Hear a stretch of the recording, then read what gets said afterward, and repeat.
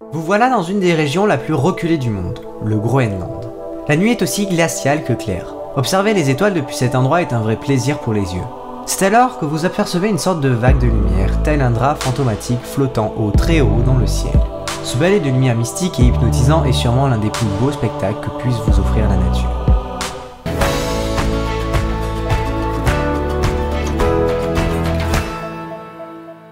Amis internautes, bonjour. Les aurores polaires sont parmi les plus belles choses que la planète nous donne à observer. Aussi fantomatiques qu'énigmatiques, perçons ensemble les secrets de ce balai de lumière si particulier. Comme il faut bien commencer quelque part et que je souhaite être le plus complet possible, on va s'intéresser en premier lieu au soleil. Et pourquoi le soleil? Eh bien, tout simplement car sans lui, je ne serais pas ici sur votre écran en train de vous parler d'aurore polaire. Car en fait, il n'y en aurait tout simplement pas. Bref, comme vous le savez sûrement, le soleil est une étoile, et je vous jure que c'est vrai. Du coup, c'est tout sauf un astre paisible. Il n'est en effet pas rare que sa surface soit perturbée par de violentes éruptions solaires. Alors entendons-nous bien, il n'est pas du tout question de volcan sur le soleil. Quand je parle d'éruption ici, c'est plutôt en pensant à des éjections de matière, de particules chargées avec des vitesses vraiment très importantes. Et c'est justement ces particules chargées qui vont nous intéresser. En fait, lorsque le soleil les émet, il arrive parfois que celles-ci soient envoyées tout droit en direction de la Terre. Et ça n'est pas bien du tout pour les êtres vivants et nos appareils électroniques. En effet, ces particules ont la fâcheuse tendance à détruire notre ADN et à causer d'importantes interférences susceptibles de rendre tous nos systèmes électroniques inutilisables. Oh mais qu'est-ce que c'est encore? Oh c'est pas vrai. Oh, salut, d'où ça vient? Désolé, là je crois qu'il y aura une tapette magnétique, là je sais pas ce que ça branle. Bref, ça te dérange pas que je reste là pendant que tu fais quelques réglages? Ouais, ok, tout dépend, je sais pas, t'y connais un truc aux aurores polaires toi? Les aurores polaires? Ouais, je connais quelques trucs, ouais. Ok, bon je te mets de côté alors. N'hésite pas à intervenir s'il y a besoin, hein. Ok, pas de soucis. Bref, qu'est-ce que je disais moi déjà?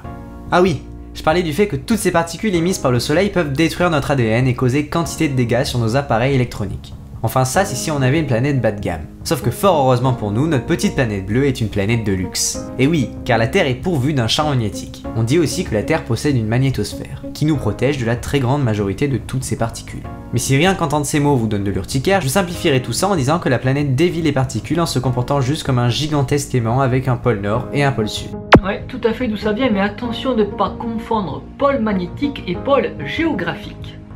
En effet, les deux pôles sont inversés. Le pôle nord magnétique se trouve au sud géographique et le pôle sud magnétique se trouve donc au nord. Mais pourquoi? Prenons deux aimants droits. Si l'on met les deux faces sud face à face, les aimants vont s'opposer, se repousser. Si l'on met en revanche la face sud et la face nord face à face, on va se retrouver avec des aimants qui s'attirent. Eh bien, c'est la même chose avec votre boussole. La boussole vous indique donc le nord géographique et donc le sud magnétique. Parce que le sud et le nord, ils s'attirent. Ça rentre, c'est bon, c'est pas mal là? A noter que les axes des pôles magnétiques se déplacent d'environ 50 km chaque année. Et cela aboutira un jour à donc une inversion des pôles. Mais là, on dévie un peu trop du sujet. Notre planète fonctionne donc comme une dynamo et émet donc un champ magnétique, comme celui-ci.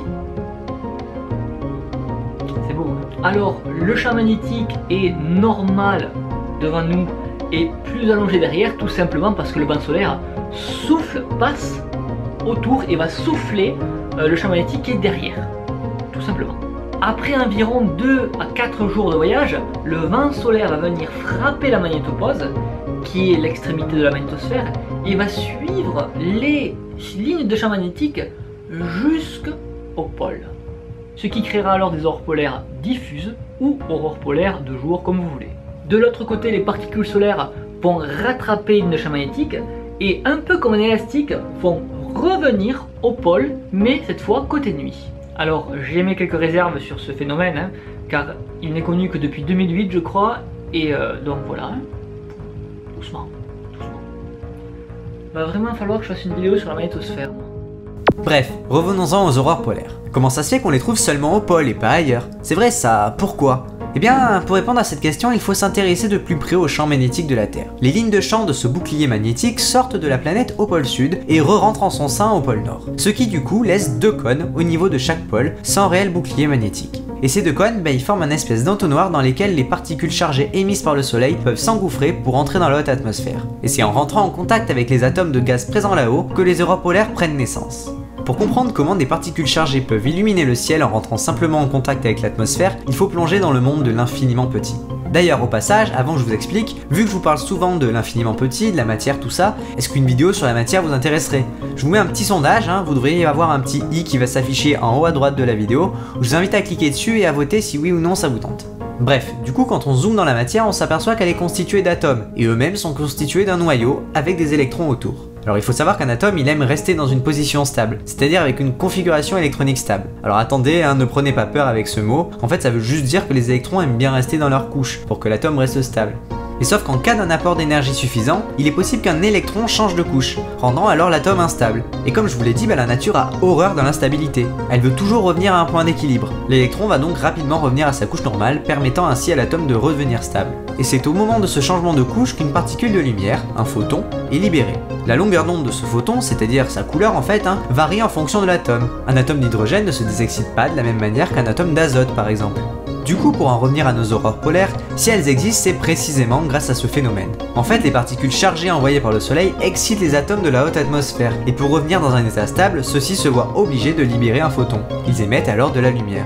La couleur de l'aurore dépend alors des atomes rencontrés. Un atome d'oxygène par exemple émettra de la lumière verte ou rouge, un atome d'azote plutôt de la lumière bleue, rouge ou violette, tandis que les atomes d'hélium et d'hydrogène émettront plutôt des couleurs mauve ou bleu. Mais pour mieux illustrer tout ça, je crois que Rems a quelques infos à nous partager. Rems? Oui, pourquoi pas, je peux en effet parler d'un simulateur d'aurore polaire qui est appelé le Planeterella. Comme ça. Voilà.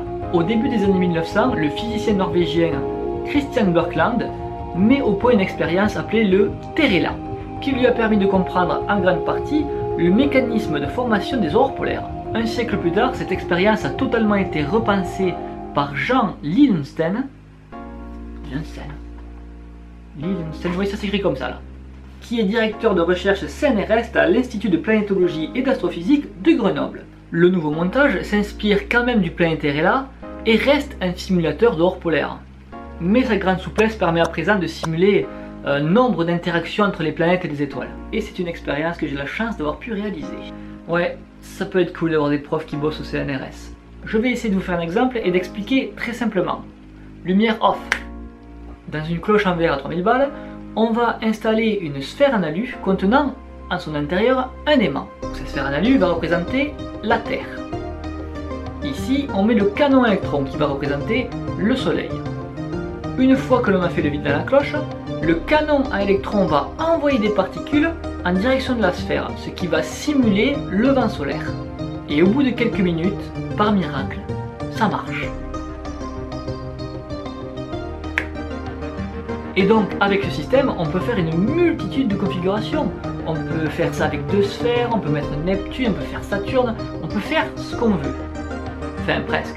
Et c'est pour cela que cette expérience s'appelle le Planeterella. Et je vous assure, à voir, c'est magnifique. Ah, ça a l'air bon de mon côté, d'où ça vient. Je te laisse, à plus. Merci mec. Ah, n'empêche, qu'est-ce que je ferais pas pour avoir la chance d'observer ce magnifique spectacle? Mais d'ailleurs, justement, d'où est-ce qu'on peut bien les voir? Eh bien, pour cela, il faut avoir la chance de se trouver dans l'ovale auroral. Concrètement, c'est un vaste donut centré autour du pôle nord magnétique. A savoir d'ailleurs qu'un tel ovale existe aussi au pôle sud. Bref, cette zone traverse notamment la Norvège, la Suède, la Finlande, le nord de la Russie, l'Alaska et le nord du Canada. Et pour ceux qui seraient intéressés par le pôle sud, eh bien, vous n'aurez d'autre choix que d'aller en Antarctique. Effectivement, c'est pas très pratique, je vous l'accorde. Aussi, si par hasard un jour vous passez dans ces régions, n'oubliez pas le soir de lever les yeux au ciel. Qui sait, vous aurez peut-être la chance d'observer ces majestueux rideaux de lumière. Voilà, c'est déjà la fin de cette vidéo sur les aurores boréales. J'espère qu'elle vous a plu. Je tenais énormément à remercier Rémi de la chaîne 1 qui a participé à cette collaboration. Franchement, il fait du très bon travail et du coup, je vous encourage à aller voir sa chaîne, ça serait dommage de passer à côté. Bref, n'oubliez pas qu'il est toujours possible d'aller me soutenir financièrement sur ma page Utip en allant regarder une ou deux pubs et ça me rapportera 10 centimes à chaque fois. Sinon, je vous invite à aller regarder ma dernière vidéo qui parlait de la fin des temps et qui était mon premier format Facecam. Donc d'ailleurs, j'ai investi pour ce format dans 2 softbox et dans un trépied et aussi dans une nouvelle caméra. Donc j'espère que ça se voit à l'image. Et je ferai dorénavant toutes mes fins de vidéo comme ça, face caméra, même celle des D'où ça vient classiques. Mais par contre, les D'où ça vient classiques ne changent pas. Voilà, sinon je vous dis à très vite, n'oubliez pas de vous abonner, de partager, et tout blabla habituel. Et moi je vous dis à très vite.